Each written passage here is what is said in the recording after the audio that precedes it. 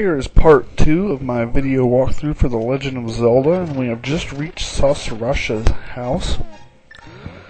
Talking to him has this story sequence. He wants us to go into the first dungeon and get this pennant up for him, the Pennant of Courage. Bomb in the wall behind him leads us to some more bombs and 100 rupees. And now we're ready to go into the first dungeon. Aren't we excited? I know I am. Here we have some Armo statues, which there's a bunch of these around here. You can stun them with the boomerang. Just bash them with the sword. They're not too hard. You gotta wait for them to change colors before you can damage them though. But not anything terribly difficult.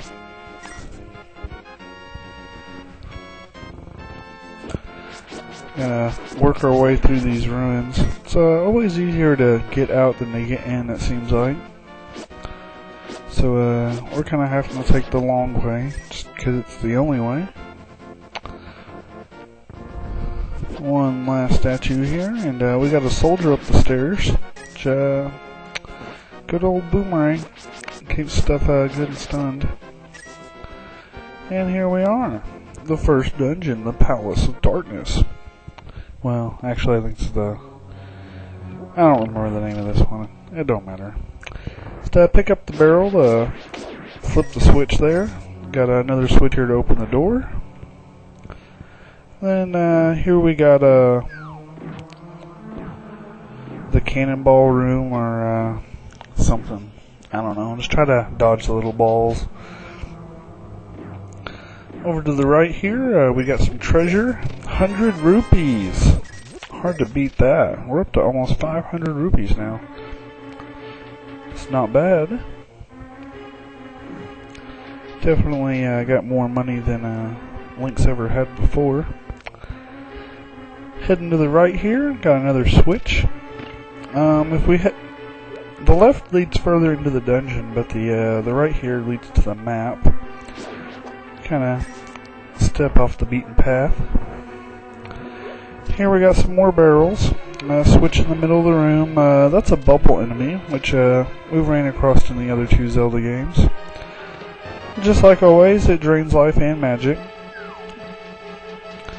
But they're pretty easy to dodge. Grab the map, move on, head to the left.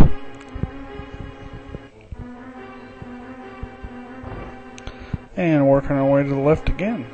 This door opens the same way as the one on the right. Gotta move the pot and hit the switch.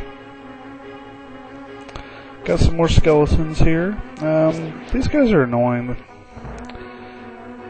that's pretty much it. Picking up the pot in the middle of the room here causes these 4 skeletons to spawn, and it's a little easier to kill them with the pots, because if you swing your sword at them, they'll jump away from you.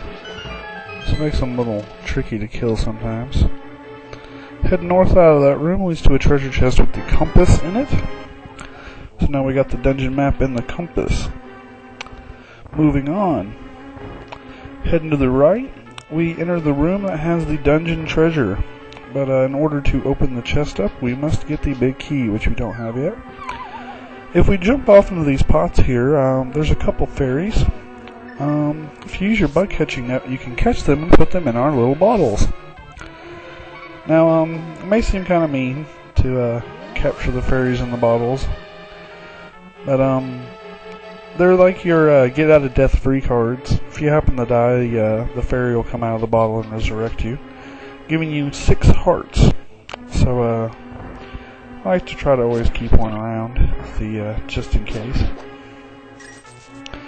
I like to make the full circle of that room just because it gets the baubles on the other side so that they don't want to hit me as soon as I come out the door. We're looking for a key, which I just grabbed it there. Just, I like to pick up pots and smash them just to get the stuff out of them. Heading back to the left side of this room, we're going to use our key and then continue on. And here we're over top of the cannonball room. Just keep going to the left here. And what we want to do here is we want to kill all of the enemies in the room to make the 4 bubbles move. So I find the pots to be the easiest way to kill like the statue things. Just make sure their eyes all the way open before you throw it, otherwise they're invincible. And there, all the little bubbles are now moving around, but that lets us get to that pot there, so we can flip the switch and get the big key. Alright, now we can get the dungeon treasure and get out of here.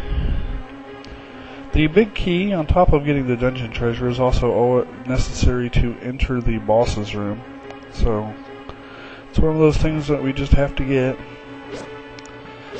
Heading into the middle of the room here is the bow. Alright.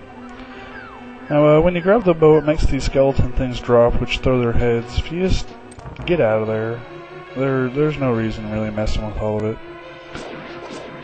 Here we got some more statue enemies and a bunch of little, I don't know, tentacle worm things. Which I've noticed they also give money pretty good. Again, use your pots. One of the 2 of them has a key, which we're going to need. I just grabbed it there. The right room out of the 2 exits here leads to more rupees. Which you may be thinking, man, we got a whole bunch of rupees. But we're going to need all these, plus a whole bunch more. So it's probably a good idea to go in there. Use the key on the left here, and we're going to head up the stairs to the 2nd floor. Again, we're looking for a switch. And there it is. Go through the door here, and we got 3 of these guys, but only 2 pots. Now that we got the bow, we can use that to kill these guys pretty easy. They drop arrows pretty common, so just seems like a good weapon to kill them with. Flip that switch there and come into here. Got a bunch of cannonballs. Just need to flip the switch and get out. Here we got a red one of those statue things and a couple skeletons. Which I decided to go ahead and just shoot them with the bow. Why not? It's a good weapon. The red ones take 2 hits, but they're not too terribly hard. That's always a neat little trick to do. Got 2 red ones here. Just pop them twice. Let them kind of get stationary there. Wake them back up. Pop them again. There's a whole bunch of arrows in this room here, if you want to pick the pots up. And here we are at the boss, the 6 Knights. The bow is the easiest way to take these guys out. If you stand in the right place, you can actually like kill all of them without even moving. But I didn't get quite lined up right. They take 3 shots apiece. Just keep flinging arrows. Really, this fight should go pretty quick. Grab your heart container and your pennant, and we're done.